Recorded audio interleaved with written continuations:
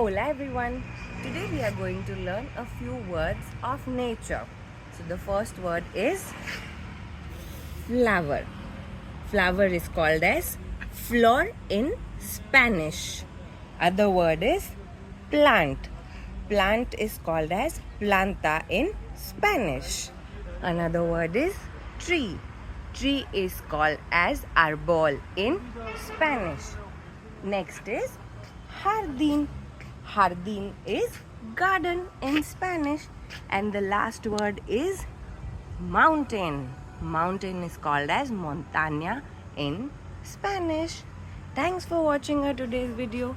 Do like, comment, share, subscribe our YouTube channel and bye.